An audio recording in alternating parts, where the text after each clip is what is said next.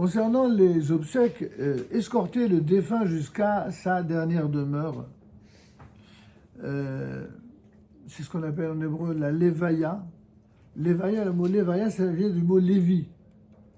Le Lévi, c'est celui qui accompagne le Kohen.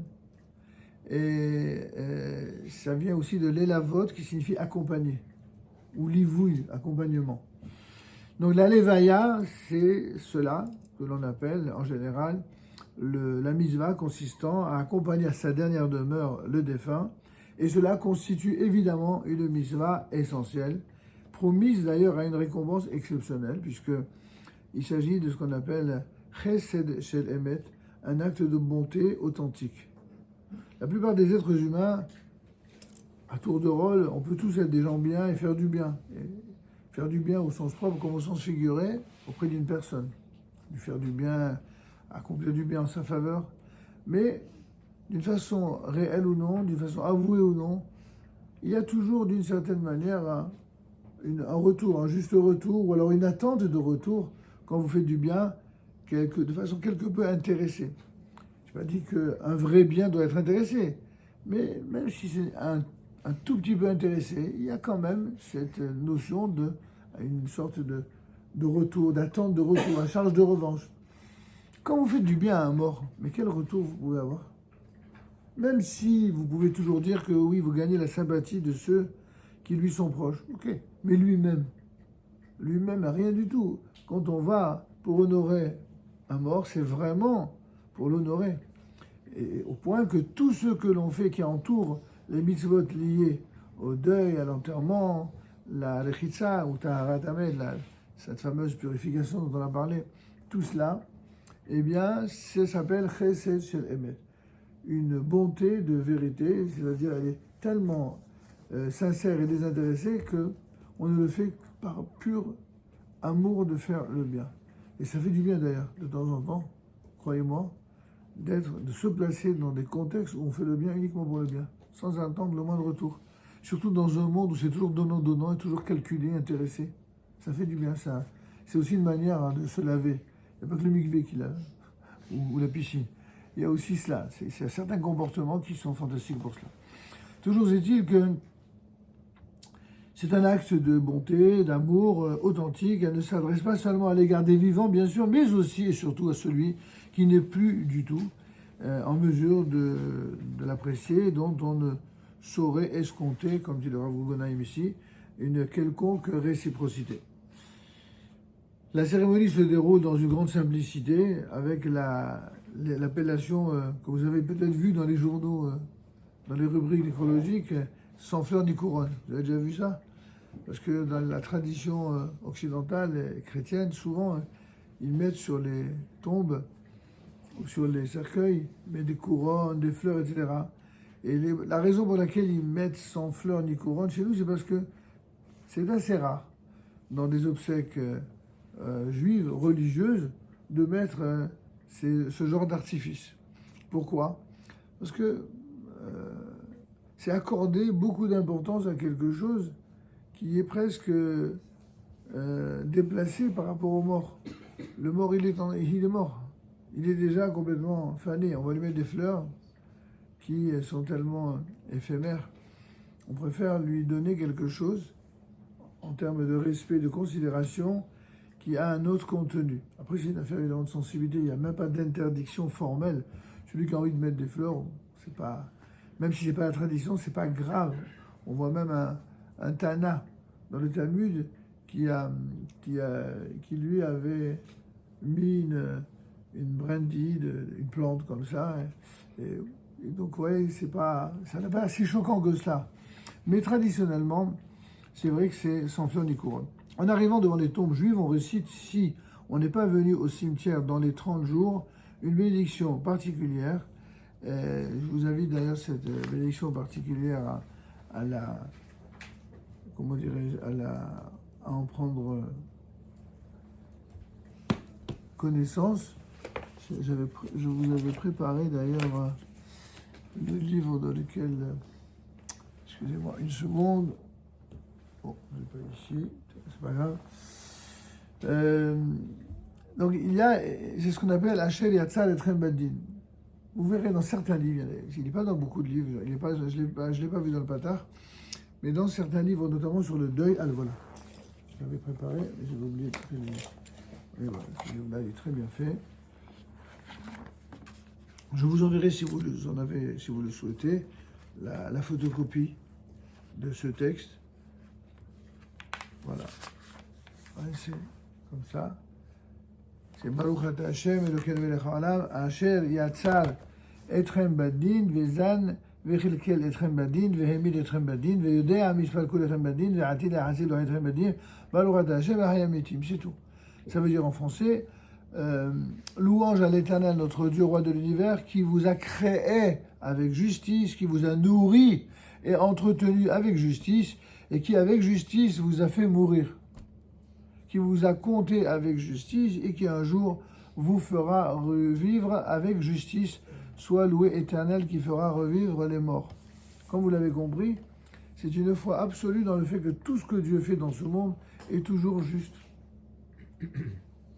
C'est quelque chose, dans le Daf Yomi d'aujourd'hui, on voit dans la Masechet Baba Batra, le fait que Job, vous avez tous entendu parler du fameux Iyov, n'est-ce pas, et qui a été éprouvé d'une manière terrible dans sa vie, en perdant d'abord ce qu'il a de plus cher, que ce soit sa femme, ses enfants, ses biens, enfin c'est même dans, ça commence d'abord par les biens, ensuite la femme, les enfants, et progressivement, le Satan, il s'en prend à lui, à son état physique, une catastrophe, c'est une avalanche de malheurs et d'épreuves et de souffrances absolument insupportables.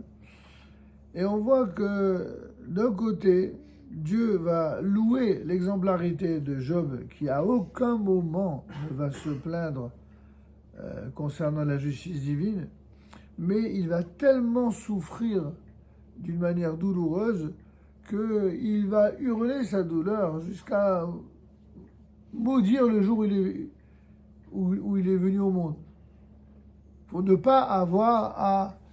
Alors je passe sous silence la marloquette entre les sages pour savoir, bon, il n'a jamais effectivement maudit Dieu dans sa bouche, mais dans le cœur, il y avait quelque chose qui n'était pas clair, qui était une sorte de rébellion. Alors on voit que, bon, c'est terrible. Et d'ailleurs, la personnalité même de Job n'est pas claire, puisque certains disent que Bichlal, c'est un personnage mythique que Moïse aurait imaginé pour enseigner ce que c'est que la foi totale et inconditionnelle en Dieu, sans ne jamais, en quelque sorte, remettre en cause la justice divine.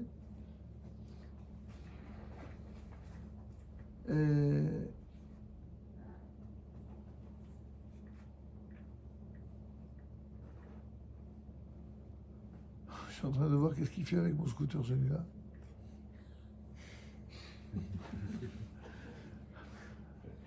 Il y a toujours des originalités ici. Bon. À mon avis, il a dû se tromper, il vient de se rendre compte que ce n'était pas le sien. On a des originaux dans ce monde.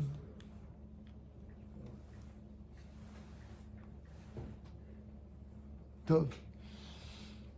Je vous disais donc, excusez-moi, que donc c'est seulement lorsqu'on n'est pas venu au cimetière depuis 30 jours qu'on fait cette fameuse bracha. Je vous l'enverrai sur votre post WhatsApp. Et ensuite, certains ajoutent le fameux Ata Gibor, Le'olam Adonai, tu es à jamais tout-puissant et éternel, tu ressuscites les morts, tu es fort pour secourir. Par ta grâce, tu nourris les vivants, et par ta grande miséricorde, tu ressuscites les morts. Tu soutiens les faibles, tu guéris les malades, tu brises les fers des esclaves, et tu gardes fidèlement tes promesses à ceux qui dorment dans la poussière. C'est qui ceux qui dorment dans la poussière? Ceux qui sont enterrés. Qui est comme toi, éternel, tout-puissant, et qui peut te ressembler, ô notre roi? Tu fais mourir, tu rappelles à la vie, et tu fais germer le salut, tu accompliras fidèlement ta promesse de ressusciter les morts. Alors évidemment, dans un monde où on se prétend très rationnel et très terre-à-terre, sans mauvais jeu de mots avec ceux qui sont sous terre évidemment, eh bien, on peut trouver que tout ça est complètement décalé. d'aucuns, s'ils osaient, diraient même dépasser. Sauf que, voyez-vous, la fidélité avec laquelle nous affirmons notre foi dans la vie de ce monde et du monde qui vient, mais aussi ce qu'on appelle aussi la résurrection des morts, même si les éléments qui entourent, côté un petit peu secret, voire mystérieux, qui entourent cette fameuse vie de l'au-delà, ne nous empêchent pas pour autant d'en avoir une foi absolue, parce que c'est là même l'un des fondements de la foi d'Israël. Il existe 13 fondements de la foi d'Israël, on y reviendra dans notre cours, ce qu'on appelle les 13 articles de foi que rapporte notamment Maïmonide dans son introduction au Pelek Relek, le dernier chapitre de Masechet Sanhedrin, dans lequel il est dit « Tout Israël a une part au monde futur ». Et ce monde futur, ça fait partie d'un des 13 points de foi fondamentale. Il y a ça, il y a le fait que la Torah, elle vient du ciel, mais qu'elle a été écrite par Dieu, mais aussi que le monde lui-même et tout ce qu'il contient a été créé par Dieu. C'est tous des fondamentaux qui sont évidents pour celui qui a grandi dans la foi depuis sa naissance. Celui qui la découvre, il peut rester un petit peu comme ça, un peu dubitatif. Si toute sa vie on lui a dit que les religieux ou les religions dites monothéistes, eh bien, elles ont foi en des choses qui aujourd'hui semblent surannées et dépassées au regard de ce que la science a découvert. En vérité, c'est vrai que les gens sont dépassés, mais ils ne sont pas dépassés en raison de la foi, ils sont dépassés parce que Bechal, ils n'étudient plus rien. Alors là, ils sont complètement dépassés par tout. On rappellerait toujours de cette phrase assez rigolote et pleine à la fois d'humour et de spiritualité de Einstein. Et oui, Einstein, c'était pas un rabbin, et c'était pas, moins qu'on puisse dire, c'était plutôt un scientifique, éventuellement un philosophe, mais surtout un scientifique, et pas un homme de foi. Et pour autant, il a dit des phrases étonnantes. Parce que pour lui, l'existence divine c'est une sorte d'évidence métaphysique qu'il ne démontre pas de manière totale et rationnelle, mais il dit que dire que le monde, par exemple, fut créé par hasard, comme le prétendent certains idéologues ou même scientifiques, par une suite d'une explosion, à la suite de je ne sais quel Big Bang ou je ne sais quoi, il dit c'est tellement irrationnel et peu probable que ça reviendrait à dire qu'en fait, la création du monde représente l'image originale qui dit c'est comme si Dieu s'était mis à jouer au dé. Dieu s'est mis à jouer au dé, et donc ça a donné ce que d'aucuns appellent le hasard. Et vous savez très bien que dans la Torah, il n'y a rien qui s'appelle le hasard. Vous savez comment ça se dit en hébreu le hasard? Ça se dit mikré. Et quand vous prenez les lettres du mot mikré qui signifie en français hasard, c'est les mêmes lettres que rak mais Hashem. Ça ne vient que de Dieu. Ceux que d'aucuns attribuent au hasard, pour nous, c'est toujours tout bien à cadeau. Il n'y a rien, il n'y a aucune place au hasard. Le hasard, c'est fait pour ceux qui refusent d'avoir foi en Dieu, parce que tout simplement, la foi en Dieu, c'est quelque chose dont on est nourri. C'est difficile, quand toute sa vie, on entend depuis la maternelle que Dieu, c'est une idée, une philosophie, ou une foi, ou une religion, quelque chose que les hommes auraient inventé parce qu'ils avaient besoin d'avoir foi en quelque chose. Quand quelqu'un a entendu ça toute sa vie, c'est difficile après de lui parler d'un Dieu qui est un Dieu vivant. Et d'autres ont réussi à colmater cette difficulté-là, en remplacer la notion d'un Dieu invisible et impalpable en un Dieu humain. C'est nos amis chrétiens qui considèrent que Jésus, c'est lui qui est une sorte de réalité divine qui s'est commuée en homme, ou plutôt une réalité humaine qui s'est commuée en Dieu. Et tout ceci, évidemment, est très étranger au judaïsme traditionnel et authentique, sur lequel parler d'un homme qui est Dieu, c'est déjà de l'idolâtrie. L'idolâtrie, ce n'est pas uniquement idolâtrer des pierres et du bois ou du silex, ou des bonzes ou des je ne sais quoi, non. C'est idolâtrer un être humain, quel qu'il soit, c'est aussi de l'idolâtrie. Une forme réinventée de l'idolâtrie, mais ça reste aussi de l'idolâtrie. C'est important. Voilà, je referme ce volet. Donc, je vous enverrai les textes, comme ça au moins vous les aurez et vous pourrez. Enfin, une dernière chose à savoir, c'est qu'au début de la cérémonie funèbre, c'est-à-dire des obsèques, eh bien, le rabbin, en général, dit ce qu'on appelle le tziduk hadin, et l'assistance répète à voix basse. Qu'est-ce que c'est que ce tziduk hadin? Ça commence en hébreu par Hatzur tamim parolo kirod de la chamishpat et les monaven avel tzadik yasharu. Je ne vais pas vous dire tout le texte, qui est un peu plus long, mais au moins la première phrase. Le Créateur, ses actes sont parfaits, toutes ses voies sont justes. C'est le Dieu de la fidélité sans détour, il est juste, il est loyal. Je vous traduis la suite en français. Le Créateur parfait dans toutes ses actions, qui oserait lui dire, mais qu'as-tu fait? Il domine ici-bas, il domine là-haut. C'est lui qui fait mourir, c'est lui qui ressuscite. Il nous fait descendre dans la tombe et nous en fait remonter. En d'autres termes, c'est le seul boss. Il y a des gens qui se prennent pour Dieu, même sans le dire. Ils font comme si le fait d'être puissant, d'être riche, d'être important, que ce soit dans le monde de l'économie, dans le monde des exploits sportifs ou artistiques, dans le monde de la science, quelqu'un peut arriver au sommet, au fait de sa gloire. Il peut même être ce qu'on appelle de manière très impudique un immortel, n'est-ce pas? Et en fin de compte, il mourra comme tous les autres. Alors vous allez me dire, pourtant, on dit bien des haramim qu'ils ne meurent pas. Ah oui, mais nous, quand on dit qu'un harami ne meurt pas, on n'est pas en train de parler évidemment d'une immortalité du corps, puisqu'on sait très bien ce qu'il advient du corps. Il s'agit d'une immortalité de l'âme, oui. Là, oui, nous disons et nous répétons à qui veut l'entendre, que l'âme, elle est effectivement éternelle. Et quand on suit tous les rites du deuil, y compris les prières, le kaddish, les hashkavot, tout ce dont on va parler, c'est pas pour le corps qu'on le fait, c'est pour l'âme du défunt, et pour que ceux qui sont vivants, ils comprennent ce qui les attend, ce qui nous attend.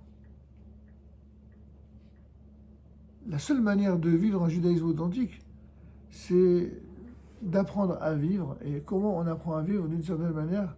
En se préparant à la mort. Alors, il ne s'agit pas d'avoir une vie macabre et de... j'imagine nos chers amis tunisiens, l'Ahsab, là. Ah là là, il m'a mis l'angoisse. C'est les expressions que j'entends. Quand je parle de ça, pas du tout. Pour nous, il n'y a pas d'angoisse. Il n'y a pas d'angoisse de parler de la mort. Évidemment, il ne faut pas en parler au soir, sinon là, ça risque d'être un peu stressant. Mais a priori, la mort, c'est un passage, certes douloureux, mais qu'un passage qui nous prépare à quelque chose d'autre dont on va parler. Alors, en ce qui concerne ces fameuses obsèques, eh bien, ça commence en général par l'oraison funèbre, qu'on appelle en hébreu le hesped. Hesped, les haspides, c'est pratiquer cette oraison funèbre. Et aussi le fameux tziduk hadin que je viens de citer, à savoir un hommage à la justice divine.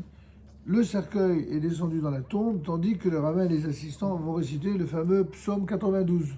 En hébreu, pour ceux qui ont déjà entendu ça, c'est le fameux Yoshev etzeder ha'elyon b'shem Shaddai Ilonad Omar, etc. À savoir celui qui demeure à l'ombre du Très-Haut, etc. Je vous invite à regarder ce psaume, il est très très de circonstance. Quand on accompagne un défunt, on dit toujours ce psaume-là, celui qui demeure à l'ombre du Très-Haut. Et puis tour à tour, chacun des présents va jeter 3 pelletées de terre en prononçant en hébreu, de préférence les versets. Karafarata vel afar tashuv, c'est un verset dans la Genèse au chapitre 3, verset 19, car tu es poussière et tu retourneras à la poussière. Pourquoi on nous traite de poussière? C'est pas gentil. Mais non, parce qu'au début de la Torah, on nous dit qu'Akadosh Baruch Hu a créé le premier être humain terrestre à partir d'un limon de terre. Ça aussi, évidemment que c'est miraculeux, évidemment que c'est irrationnel. Mais on y croit fermement. C'est-à-dire que l'être humain, ça n'est rien d'autre que, à la base, un limon de terre, auquel Akadosh Baruch Hu a insufflé un rouach, un esprit, un souffle divin. C'est ce souffle divin dans le terrestre, dans la terre, qui a donné l'enveloppe corporelle. Et donc ne soyez pas si surpris que cela.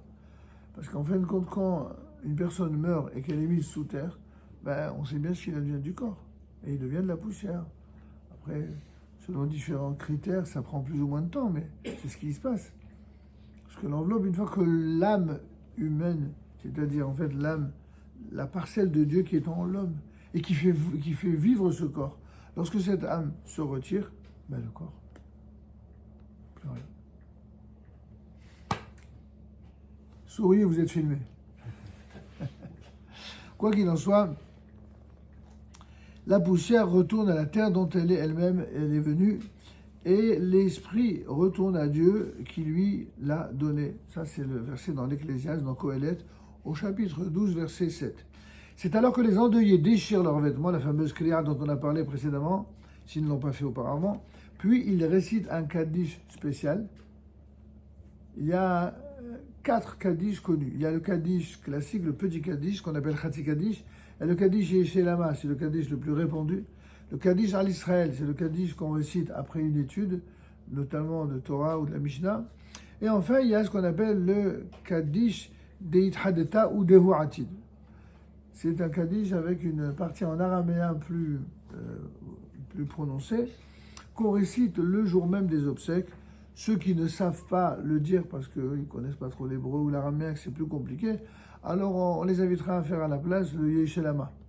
Mais les pros, ceux qui savent bien les textes, ils doivent faire le fameux Kaddish des Tradita, dans lequel ils proclament leur foi en la résurrection des morts et ils prient pour son avènement. Dans la plupart des communautés, le rabbin prononce également ce qu'on appelle la Hashkaba. Hashkaba, ça vient de l'Ishkav, c'est-à-dire, Ishkav, c'est-à-dire dormir, se reposer. Le repos du défunt, n'est-ce pas? Donc l'Hashkaba, c'est la prière que nous récitons pour le rappel de l'âme du défunt, l'élévation de son âme, que ce soit selon le rite séfarado ashkénaze, il y a quelques petites différences, quelques petites variations de rituels, mais les deux sont évidemment tout aussi valables et cachères l'une que l'autre. La cérémonie s'achève par la consolation des endeuillés, qu'on appelle en hébreu, notez-le, Nihum Avelim. Nihum en hébreu, Avelim ça vient de Nehama, la consolation. Alors d'après le Shulchan Aruch, les assistants se placent sur 2 rangs, tandis que les affligés passent au milieu. Eh bien, il leur adresse la formule traditionnelle, d'accord, de ce qu'on appelle en français les condoléances, mais de consolation. Qu'Hachem vous console parmi les endeuillés de Sion et de Jérusalem. En quittant le cimetière, on se lave les mains. On se lave les mains. Alors pourquoi on se lave les mains? Parce qu'on on se lave tout le temps les mains dans la tradition juive, à chaque fois qu'il y a un risque d'impureté quel qu'il soit. Quand on se met à table, comme on devra faire des bénédictions sacrées, donc on doit d'abord veiller à ce que les mains qui ont pu être baladeuses et toucher n'importe quoi, eh bien les laver, pas que pour la propreté, bien sûr, c'est aussi cela, mais pour en vérité créer les conditions d'une élévation des mains. C'est pour ça, par exemple, avant de manger, de se mettre à table, on dit à chaque édition que certains traduisent par raccourci ou par abus de langage le lavage des mains, mais en vérité, lavage c'est rechitza. Netila, c'est pas le lavage, c'est l'élévation des mains. Ah, pourquoi on traduit ça par le lavage des mains, notamment dans les l'hébreu moderne? Quand on dit Netilat Yadayim, ça veut dire se laver les mains. Mais c'est parce que il s'agit pas, le lavage ici n'est qu'un prétexte. L'action, la mitzvah, c'est le fait de lever les mains. C'est pourquoi certains, avant de faire la bracha, ils disent la phrase « Se'u yedechem kodesh » élevez vos mains vers le sacré. « Ubarechu et Hashem » et bénissez l'Éternel. Et après, vous dites « Baruch Hashem » etc. Ça, c'est avant de se mettre à table et de faire le motzi. Mais également, il y a un autre moment où on se lave les mains comme ça. À quel moment? Le matin au réveil, évidemment. Ou là aussi, on fait les Tilat Yadayim et on fera aussi la bracha. Pardon. Par contre, pour les autres fois, lorsque notamment après être sorti des toilettes, on se lave les mains, c'est une autre bracha qu'on fait. La Cherki des Chanou, c'est que le matin, c'est pas les autres fois. Chaque fois que vous allez aux toilettes, vous ne faites pas la Cherki des Chanou. Vous dites par contre, Hachem Yatzal et Adam Bechokma, ça c'est une autre bracha où l'on rend hommage à Hachem pour nous avoir donné dans tout le corps humain, tous les organes, tous les orifices, tous les espaces vides qui permettent soit d'introduire, soit au contraire de pouvoir vider tout ce qui serait de nature à rendre le corps malade. Et c'est cela la bracha que l'on fait le matin, justement, et ainsi que chaque fois qu'on sort des toilettes. En tout cas, je termine sur ce point. Donc la raison pour laquelle on se lave les mains, c'est pour en fait se laver de l'impureté de la mort. On a déjà dit tout à l'heure pour l'histoire du Cohen à propos du Cohen, que il y a là où il y a des tombes, là où il y a des morts, là où il y a des cadavres, il y a une sorte de règne d'impureté. Et donc on doit se laver de cette impureté. Et après avoir participé à des obsèques ou être simplement s'être rendu au cimetière et avoir participé à une prière au cimetière, eh bien, au moment de sortir du cimetière, on se lave les mains. Certains se lavent les mains juste à l'entrée du cimetière. Alors, tant que vous êtes éloigné des tombes, ça va. Là où c'est plus problématique, sont ceux qui se lavent vous savez, dans les cimetières parisiens, vous avez à l'ancienne, là, vous appuyez sur je sais pas comment on appelle ça, une sorte de fontaine, une fontaine d'époque. Et alors, en général, ça a été fait surtout pour remplir les seaux, pour nettoyer les tombes. Mais en vérité, ceux qui se lavent les mains là-bas, c'est pas sûr que c'est bien de faire cela, parce que ils se lavent les mains alors qu'ils sont entourés de tombes. Alors que ça sert de se laver l'impureté des morts, là vous êtes encore entouré de cadavres. C'est pas... c'est un humour un peu spécial. Par contre, c'est plus logique de le faire quand on est éloigné des tombes, y compris à l'entrée du cimetière. Pour ma part, et c'est l'usage que nous avons dans notre communauté, dans notre famille, c'est que quand on va au cimetière, qu'on fait une prière au cimetière, on se lave certes les mains, mais carrément en dehors du cimetière, pas dedans. En général, après l'entrée du cimetière ou la sortie, selon que vous rentrez ou sortez, vous avez en général des pompes funèbres, et vous avez devant toutes les pompes funèbres, vous avez ces fameuses fontaines, ou alors tout simplement des robinets, des toilettes, peu importe. Et il est préférable, me semble-t-il, de privilégier cet usage consistant à se laver les mains à l'extérieur plutôt qu'à l'intérieur, pour les raisons de logique et de cohérence que je viens de vous indiquer. Mais bon, c'est pas interdit de le faire même à l'intérieur si on est éloigné des tombes. D'accord ? Et certains ont l'usage, c'est aussi notre usage, de ne pas essuyer les mains. Ça va vous sembler bizarre. Alors là aussi, c'est pas interdit, mais c'est vraiment un usage qui est ancré, puisque dans toute notre vie, on a vu faire cela. Et bon, il y a plusieurs raisons qui sont données. Des fois, je me méfie de l'origine de certaines raisons. En tout cas, ici, le Rav cite une raison qui est tout à fait évidemment acceptable. C'est pour exprimer symboliquement qu'on reste en pensée avec le défunt et avec les endeuillés. Tout à fait symbolique. C'est-à-dire que l'eau qui, en quelque sorte, nous débarrasse de l'impureté, en même temps, cette eau, elle nous relie par la pensée au défunt et à sa famille. Donc, on laisse qu'elle sèche d'elle-même. C'est un peu original comme explication, mais en tout cas, elle donne un appui et une légitimité à un minhag qui est très répandu. Notons qu'il est défendu de se saluer ou de se congratuler au cimetière jusqu'après l'inhumation. Il y a des gens, ils arrivent au cimetière, ils commencent par les grands ambassadeurs. Ah, comment tu vas ? Comment tu as fait aujourd'hui ? Des gens un peu space, vous savez. C'est des gens qui, que même au cimetière, ils font le remake de La Vérité si je mens. C'est-à-dire qu'ils croient que la vie même au cimetière, champion du monde. Non, s'il y a bien un endroit où il faut se calmer, il faut rester à sa place, c'est précisément au cimetière. C'est pas l'endroit pour raconter des histoires drôles, c'est-à-dire qu'il y a inconsciemment une sorte d'esprit un peu tendu, vous savez.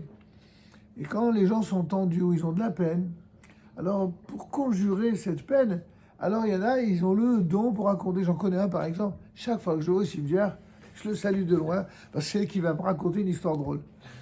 Alors bon, pourtant je suis assez cool, Mais je vais pas commencer à me tordre de rire alors que les gars ils sont en train de pleurer, c'est ridicule. Il faut chaque chose dans son temps. Alors quand je le vois venir vers moi avec un sourire, je dis, s'il te plaît, tu me la racontes après. Il dit, ah oui, oui, d'accord. On se comprend et chaque chose dans son temps, d'accord? Donc effectivement, c'est ce que dit le Rav ici, c'est très, très important, comme tout ce qu'il dit d'ailleurs.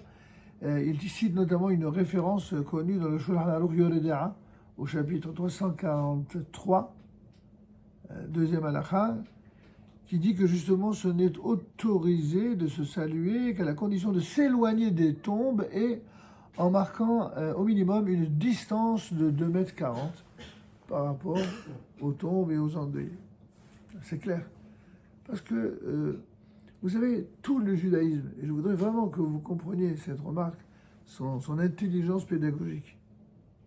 Le judaïsme, c'est toujours d'apprendre le sens des nuances à travers ces diverses règles et de faire la part des choses. Ce qui est considéré comme secondaire ou pas important dans un contexte peut être de la première importance dans un autre contexte. Il ne faut pas tout mélanger. Il y a des gens qui sont comme ça. Dans notre génération, il y a beaucoup de gens comme ça. Ils adorent être toujours à contre-courant de tout, de la droiture, de la morale, de l'intégrité, du respect. Pour eux, c'est ça, être bien. C'est être un effronté et un insoumis. Que Dieu les emporte. Les insoumis qui restent avec leur insoumission. Nous, on n'est pas insoumis, on est soumis. Mais soumis, pas aux abrutis. On est soumis à Dieu, on est soumis à des règles, on est soumis de manière libre, n'est-ce pas? Quand on décide d'être soumis pour des raisons qui sont morales et qui sont d'ordre éthique, c'est tout à fait positif. C'est pas un mot interdit, la soumission. Se soumettre, c'est tout. Et d'ailleurs, même ceux qui friment énormément, ici ou là, dans certains hémicycles, ils apprendront tôt ou tard qu'ils font les malins uniquement que lorsqu'ils ont réussi à avoir par la force certaines choses, mais que lorsque la loi est une loi qui est vraiment appliquée, ceux-là même qui veulent soumettre les autres, c'est eux qui finissent vraiment par être soumis. Vous savez, j'ouvre une parenthèse, puisque les fameux insoumis dont on parle beaucoup en ce moment, tout d'un coup, le centre du monde, c'est pas la France. Pour eux, le centre du monde, c'est Gaza. Ils parlent que de ça. Que ce soit la politique française, la politique européenne, tout d'un coup, Gaza est devenu le centre du monde. C'est assez étonnant. C'est ça leur logique. Vous savez comment s'appellent tous les territoires d'Eretz Israël avant la conquête par Josué et le peuple d'Israël après les 40 ans d'errance dans le désert? La terre, il y avait 7 peuplades, dont un qui s'appelait Canaan. Et on a donné le nom de la terre, de nom de ce peuple qui était visiblement le plus insoumis. Mais c'est pas une blague, c'est pas un jeu de mots, cette fois c'est vraiment vrai. Parce que Canaan, ça vient de l'Echnia. C'est pourquoi la terre de Canaan s'est fait appeler Canaan, parce que c'était un peuple d'insoumis. C'était des gens qui disaient ouvertement, alors comme ça, Dieu, le Dieu d'Israël, il a dit ça, ça, ça et ça, ben nous, c'est nous qui non seulement on va s'opposer à sa décision, et nous, c'est nous qui allons soumettre les autres à notre loi, à nous. Et que tout ce qui est bon, nous, on dit que c'est mal, et tout ce qui est mal, nous, on dit que c'est bon. C'est pour ça que la terre s'appelait Canaan. Mais c'est aussi pour ça que Dieu a choisi cette terre-là, pour la donner au peuple d'Israël. Pourquoi Akadosh nous a promis, cette fameuse terre qu'il a promise à Abraham, à Yitzhak et à Jacob, pourquoi c'est cette terre-là? C'est justement pour soumettre ceux qui veulent soumettre l'humanité entière à leur dictat. Des gens qui se prennent pour Dieu et qui érigent en règle absolue ce qu'il y a justement de plus vil et de plus immonde. On dit, ah, vous voulez, on verra qui ira le dernier. Faites les malins. Quand Akadosh Baruch Hu, c'est ce que disent nos sages dans la Kabbalah, quand Akadosh Baruch Hu donne une apparente victoire ou un apparent succès à des gens qui sont corrompus et qui sont mauvais, eh bien, elle n'est donnée par Dieu, elle n'est voulue par Dieu que pour un seul but, c'est de les faire monter beaucoup plus haut afin que leur chute soit éternelle, qu'ils s'en relèvent jamais. Plus quelqu'un monte, plus quand il baisse, quand il chute, il ne se relève pas. Et c'est pour ça, c'est une des raisons qui explique la raison pour laquelle il y a malheureusement certaines personnes mauvaises qui arrivent apparemment à réussir certaines choses. Donc ne vous détrompez pas.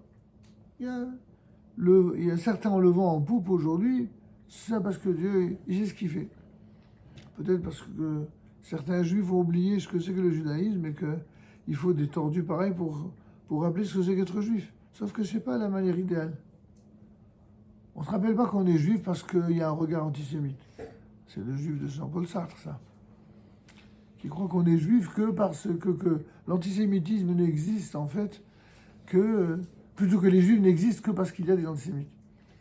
Alors ça, c'est vrai pour les juifs qui entouraient Jean-Paul Sartre.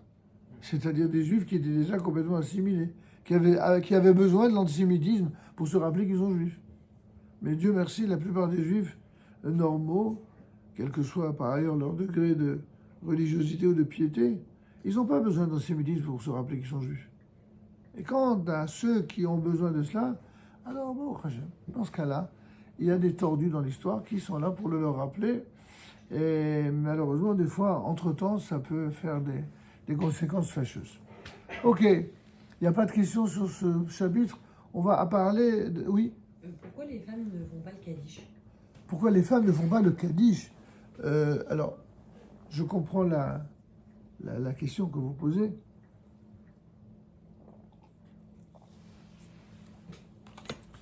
Votre question, elle soulève une question beaucoup plus vaste, à laquelle je n'ai pas question de ne pas répondre, mais c'est vraiment une question très importante qui mérite un enregistrement à part. Parce que vous allez voir que je ne vais pas répondre qu'à votre question, mais je vais la développer si vous me le permettez. D'accord ?